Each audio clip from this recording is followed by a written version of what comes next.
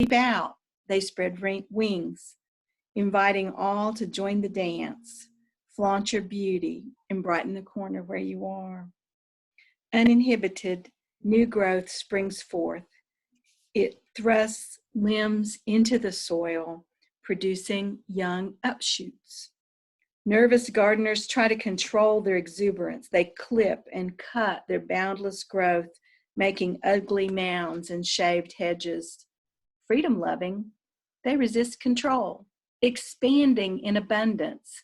Let them go. Listen to their song. The Easter bush announces the promise of spring. Ready yourself for the good news. For every death, there is a resurrection.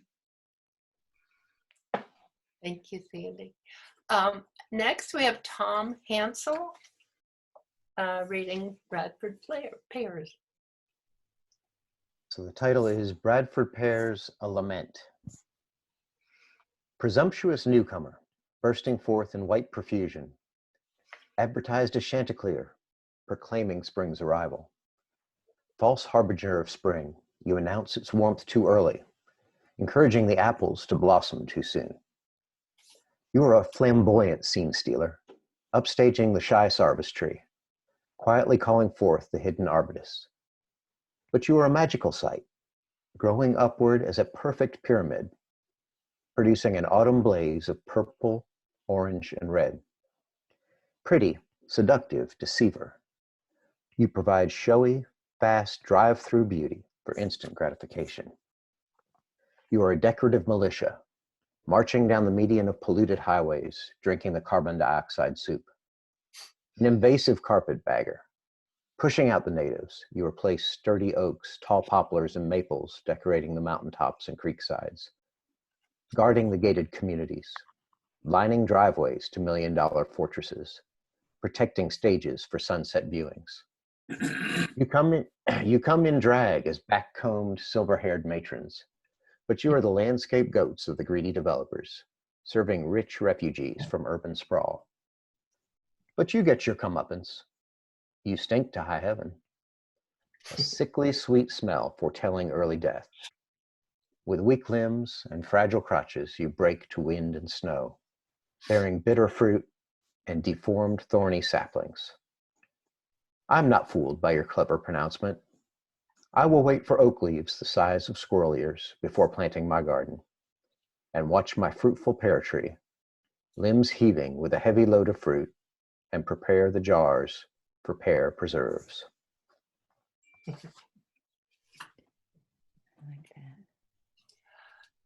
Next, Quail. Bob White. Helen's next poem is entitled Black Locust. A woody lagoon with beautiful dangling clusters of sweet-smelling, bee-pollinated, nitrogen-fixing pea flowers that create a snowstorm of petals. Rapidly growing strong timber, early invader of old limestone fields, great hot wood for heating houses, straight timber resists rot. Makes good fence posts, axe handles, poles for building Jamestown and early plantations. Durable nails and bolts held ships together to win the War of 1812. Mm-hmm.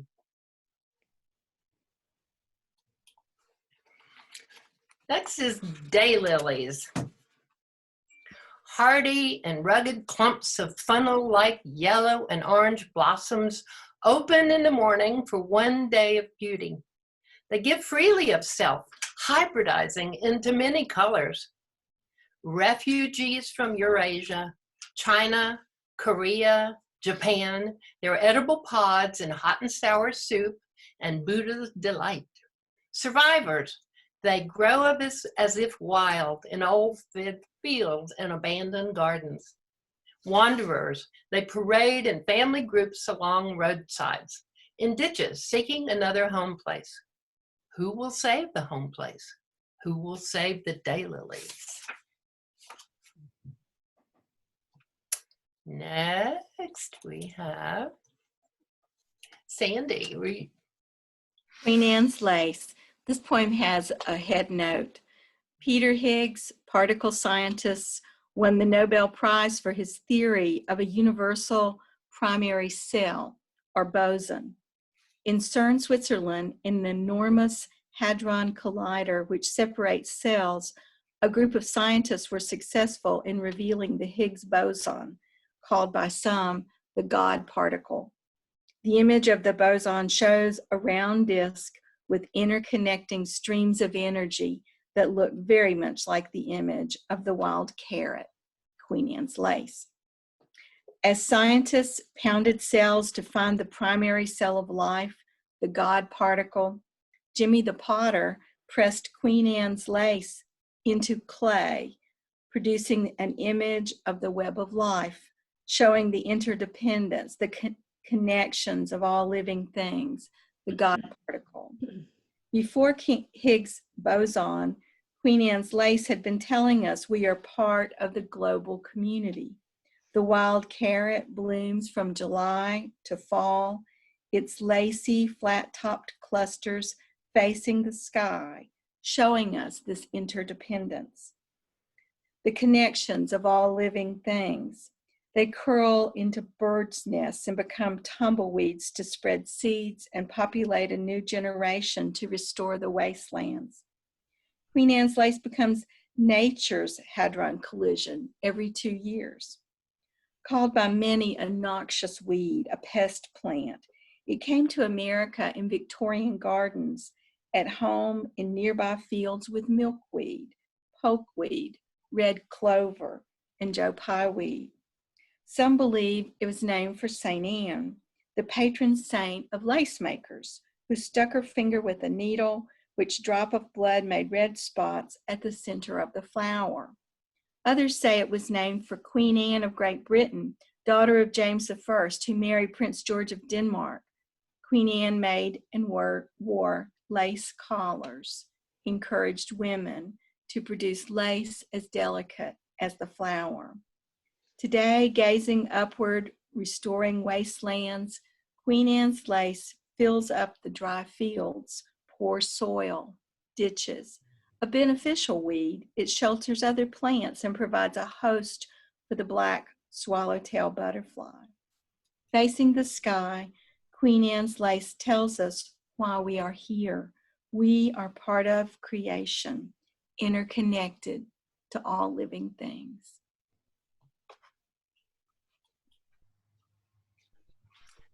Tom, cancel. We now have Okra. And I will do just a quick disclaimer that there's a lot of words in other languages in this poem, so I'm going to do my best to pronounce them, but please forgive any stumbles that I have on this part. So the title is Okra. Growing up wild in the Upper Nile, captured and cultivated in the Ethiopian highlands, you became a global hitchhiker, traveling with Arab traders to India, Africa, and throughout the Mediterranean. Brought to America by slavers from the Gold Coast, a true gastronomic cosmopolitan nomad.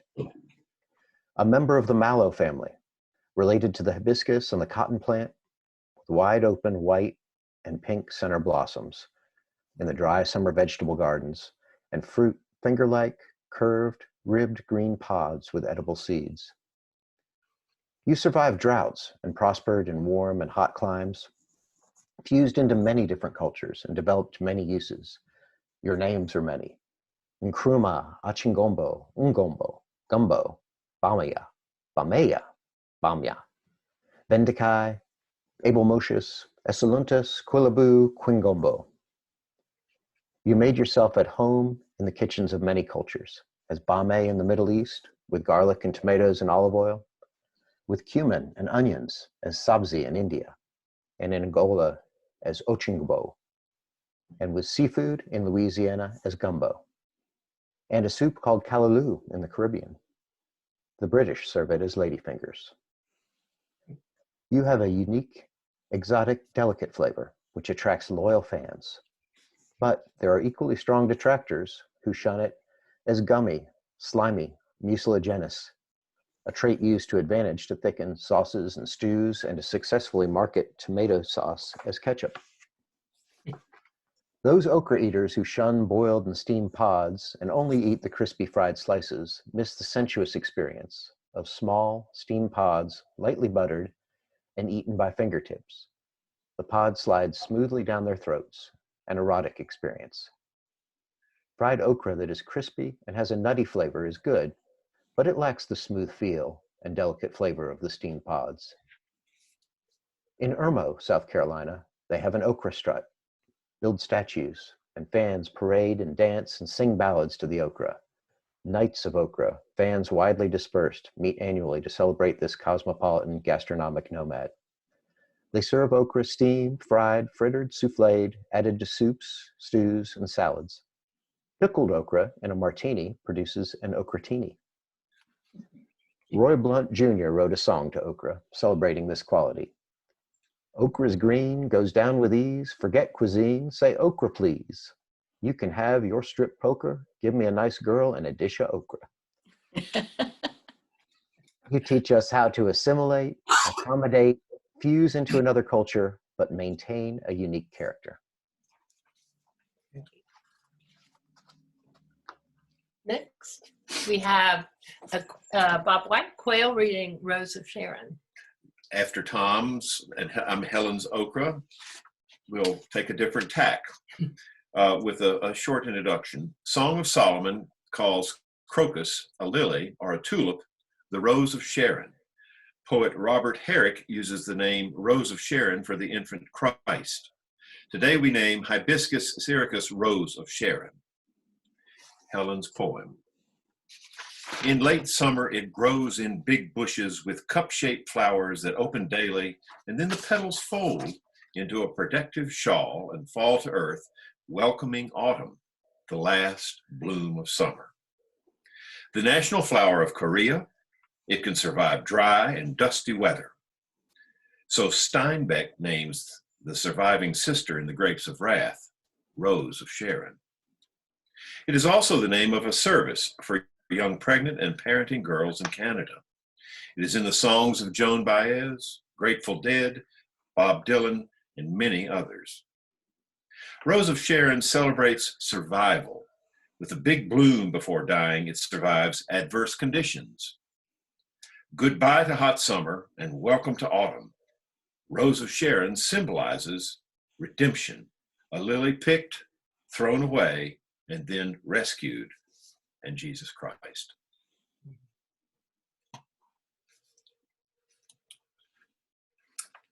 Again, Tom, reading My Old Green Pickup. All right. My old green pickup truck.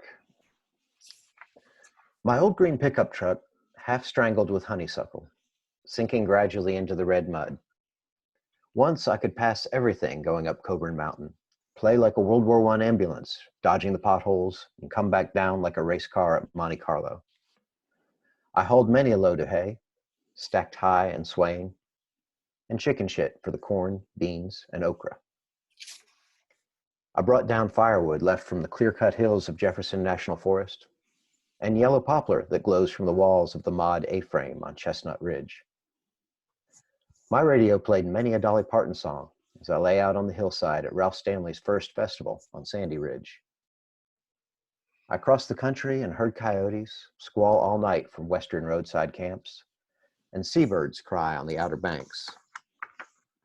Fumes of gasoline, sawdust, manure, pig chow, and sweat are now supplanted by the almost sickening sweet smell of honeysuckle. I'm now part of a hedgerow, haven for towhees and rabbits, and shelter for a gray-striped cat with her litter of wood skittens.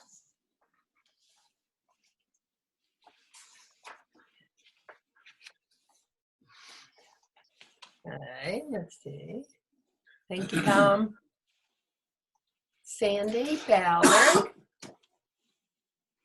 You want to read about gold? In late summer and early fall, as bears begin to hibernate and squirrels fill their nests with food for winter, trees start to sigh, slouch, and droop, lose their vigor, and retire until spring revival. Along ditches and along country roads, the tall, slim, wildflower goldenrod blazes forth in great exuberance, providing a spectacular, long-lasting display of yellow and gold to late summer landscape until frost. Some call it invasive weed and erroneously accuse it of causing hay fever. A medicinal herb, it has been used for erectile dysfunction and respiratory and kidney problems.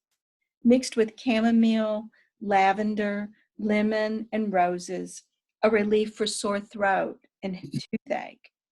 While mingling with Queen Anne's lace and feeding birds, bees, and butterflies, Goldenrod tells kids it's time to go back to school.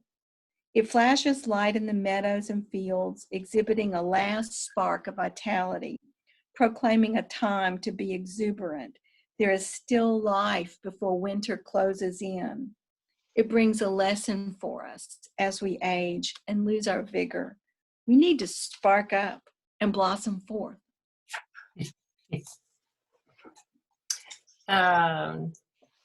Next, we have Quail reading Helen's poem, Queen of the Meadow, Joe Pyeweed. In late summer, the Queen of the Meadow, a stately matron, rises and sways above goldenrod, daisies, and asters with a plume of lavender for a tiara and whirls of lace-shaped leaves as her regal dress. She nods graciously to her subject and gives a royal wave to all who pass. A seer and prophet, she foretells the coming of fall and bids goodbye to katydids and hummingbirds. She welcomes the bright turning of the sourwood leaves and makes room for her regal cohort, Ironweed, a sister, clad in deep purple, who pronounces summer's end. An ancient healer called kidney root and gravel root, she relieves kidney problems and gallstones, breaks high fevers, and repels flies. Tea from her flowers, roots, and leaves have cured typhus. Indians claimed her potions were aphrodisiacs. She taught Indian medicine man, Joe Pye, her secret powers and joined his name to her many titles. She is a refugee, running from enemies, seeking refuge in ditches and rocky edges, as the weed eaters and bush hogs search her out. Clearing the meadows, shaving the fields, they eliminate diversity and create creative spontaneity. Landscaping grassy fields for order and predictability, the community is mown down. Who is left to close the season, to warn of cold nights, frosty mornings? And who can heal our world, provide the secret powers for Earth's renewal, give us energy to rebuild diversity while gently waving promise another year of survival? Our last poem in this collection is Walking with Lightning Bugs, and it was written by Helen's dear friend Mary Tom Adams and Helen together at Highlander Center in East Tennessee one hot summer night. Where does Orion stop and the lightning bugs begin? Sparkling as Christmas trees in the maple tree, jumping above the hayfield. A thin slice of moon shines between the limbs of the tree, and the lightning bugs join the stars. The donkey brays and brings us back to earth. And that concludes our reading for today.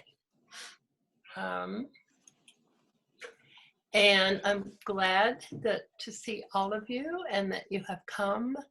If you want to pick up a copy of the book, email Cheryl for pickup location, which is actually at her house. And it's lovely to see everybody. Cheryl, do you have any final words? And you all have a beautiful rest of Tuesday. Wonderful book. Yes. You have made me so much more homesick. Oh, Mary. Oh, no. Well, Does Helen have more poetry that hasn't seen the light of day? actually, Sandy can speak to that. There was one poem Sandy, are you there? I am. Yeah, that was published. You want to? I didn't look that up. But yes, her poems have appeared in Journal, Appalachian Journal, and she does write poems. I'm sure there are some in her papers, and her papers are in the special collection at the library at Appalachian State. Yeah. So there was one that she wrote right after this that was published. But this was something she started very much late in life. So, it's a small collection. And we had a great fun working on this. I must say that among the first outings in public readings over at Abington to a full house, watching and listening to Helen read about sensuous okra to the crowd was a true delight. Yeah, she's the best reader and I'm grateful to Sandy and Tom and Quail for joining us today in this Thank reading. you. But this is wonderful. Helen is superior reader as well. Thank you, Pat. Thank you, everybody. It was so much fun. Nice thing to do on a early morning is to hear poetry. Okay. Right. And for Mary, you now can go get your Right. coffee. Homesickness is good. It means the connection is still vibrant and there. It's great. They haven't brought it yet, or I would. Okay. Oh, all right. The masked kids bring food every so often. Oh. If we act right. Okay. So Cheryl, let's see. How do we do this? We're going to say goodbye. Goodbye, all. Thanks, everybody. Thanks, Pat. Bye-bye. Thanks, Thanks, Pat. Helen. Happy morning. Thank you, Sandy and Tom. Thank you. Well, Thank you. Hey, all right. Bye-bye. Bye.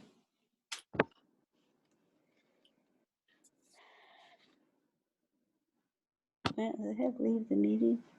Leave. Hello, Catherine. Goodbye, Catherine.